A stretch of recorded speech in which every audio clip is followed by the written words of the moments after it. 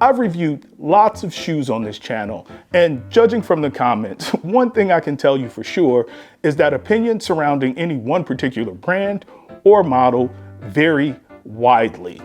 I mean, one person can really like a pair of shoes, and the very next person will think that same pair of shoes is trash. Why are we so all over the place when it comes to the way we feel about shoes?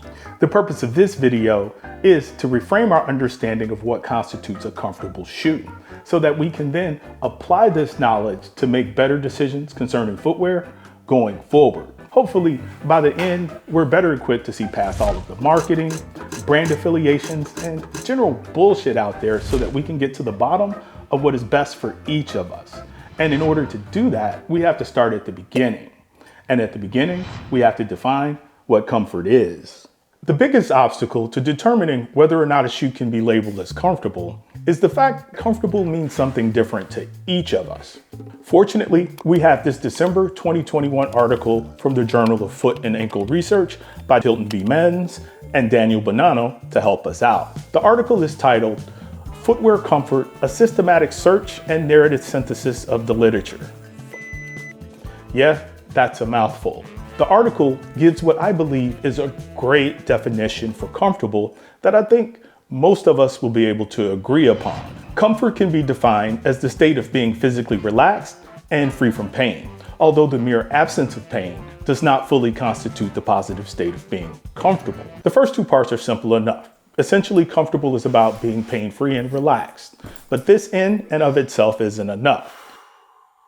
Rather, comfort is a broader construct, which also incorporates the absence of other unpleasant physiological sensations, such as rough textures, extremes in temperature, or excessive moisture. But then to the third part, and this is where things begin to get a little muddy, and the presence of highly subjective feelings such as ease, support, and contentment.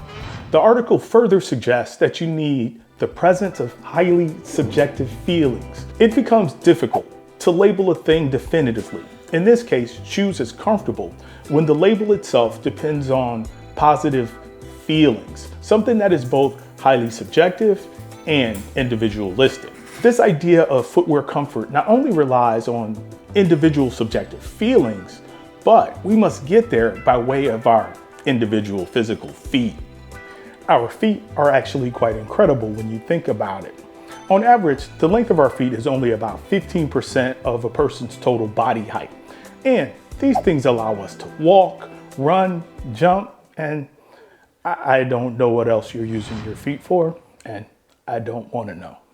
In this September 2017 article from the University of Iowa Library by Carol Junk, she notes, "The human foot is quite complex and consists of 26 bones, 33 joints, plus muscles, tendons, ligaments, and a network of blood vessels, nerves, skin, and other soft tissue."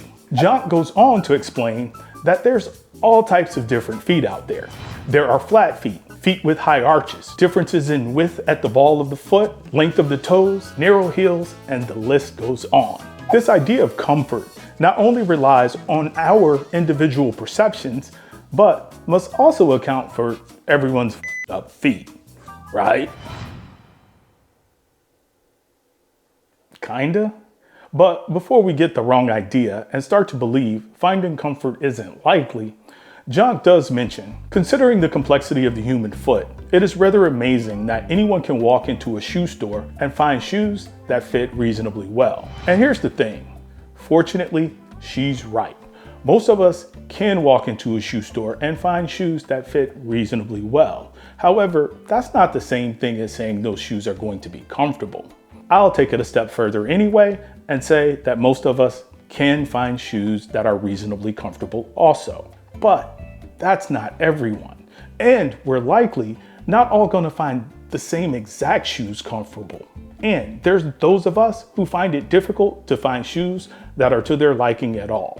As a result, I think it's an inadequate description to simply label a shoe as comfortable or not comfortable. That may be doing us a disservice. To look at comfort in such a simplistic and binary way makes us susceptible to failing to identify exactly what qualities we do or do not find comfortable about a shoe. Therefore, a shoe's cushion often becomes the primary if not only driving force behind our decision making.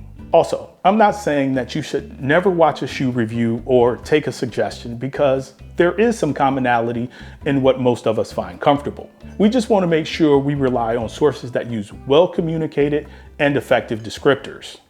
Menz and Bonanno concluded that well-fitted, lightweight shoes with soft midsoles and curved rocker soles are generally perceived to be most comfortable. But they also noted that with the huge amount of physiological differences, different purposes, and different social and psychological factors, that further research is needed. I think one of the most helpful things they did was to identify 12 design traits that are associated with comfort. I believe we can use these design traits to make better assessments of our own preferences. If you'd like to see them all, they're shown on the diagram that's on screen now. All of these things can affect our feelings of comfort, but I think looking at each of these design traits independently can help us better assess what we do and don't like about a shoe. Because after all, a shoe that is universally comfortable doesn't exist. And there's only shoes out there that are comfortable to you, to me, and hopefully to the rest of us. And I also hope that this video gave us some tips to be a little bit better equipped to find them. Hey guys, thank you so much if you hung with me this far. I really hope that this video was helpful. I realize it's different than what we usually do, maybe a little bit more academic. So definitely let me know what you think. And yeah, until the next one, fitness and beer. Get out of here.